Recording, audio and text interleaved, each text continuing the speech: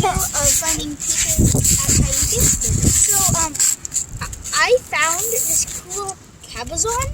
It's a very tiny baby. Whoa. I thought it was a gooby. I was just looking in the typos. Wait.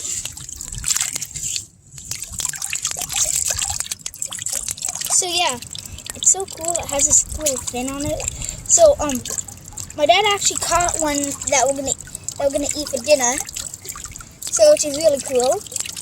And seeing one like a baby is really cool. One time we caught a bigger one at Moa Bay. And it was much bigger, probably to swallow this thing. So yeah. That's cool. You had help with your cousin?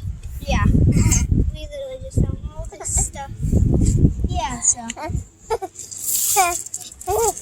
yeah. All right. See you later. See you later. Bye.